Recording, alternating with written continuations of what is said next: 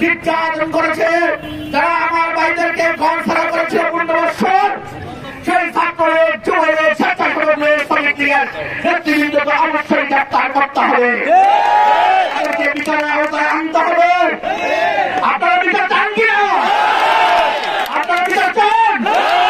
ইনশাআল্লাহ আমি কথা দিচ্ছি, তাদেরকে এই বিচারের মুখোমুখি করা হবে গ্রেপ্তার করে।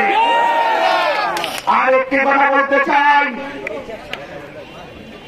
এই বৈষম্যবিরোধী ছাত্র আন্দোলনের আমাদের ছাত্র ভাইদের বিরুদ্ধে যারা গুলি করেছে, তাদেরকে যিনি অর্থ সহায়তা দিয়েছেন, সেই ফখরুদ্দিনের কেন্দ্রীয় স্বেচ্ছাসেবক লীগের অর্থ বিষয় সম্পাদক আবুল হোসেনকে অবশ্যই গ্রেপ্তার করে বিচারে আওতায় আনতে হবে।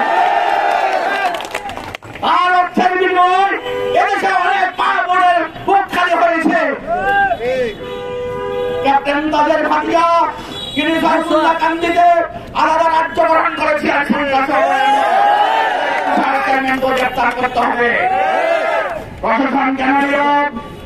আমি একটি কথা বলতে চান, করে যদি নীরব থাকেন, এই বাঞ্ছারামপুরে লাখ লাখ জনতা তার নিজের হাত তুলে নিয়ে বিচার করে বিচার না করে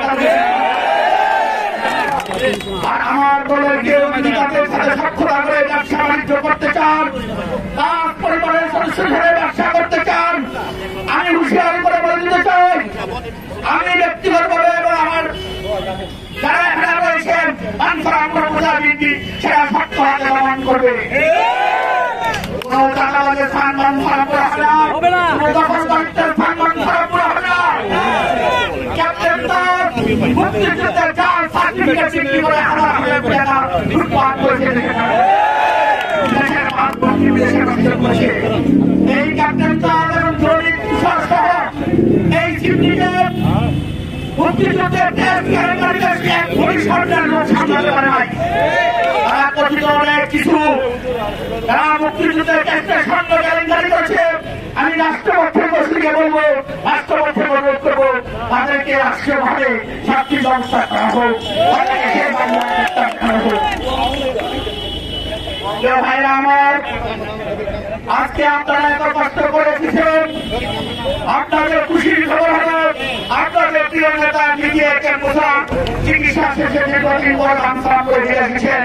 সেই জন্য আমি মহান রাব্বুল আলামিনের কাছে কৃতজ্ঞতা জানাই, বিএনপির পক্ষ থেকে মিনি মুসা ভাইকে ধন্যবাদ ও ভালোবাসা জানাই এবং মুসা ভাইয়ের পক্ষ থেকে আপনাদেরকে শুভেচ্ছা অভিনন্দন জানাই। বন্ধুগণ, এখানে অনেক নেতৃবৃন্দ ছিল, যেহেতু সময়ের অভাব পছন্দ করুন, তাই অনেককে বক্তব্য দিতে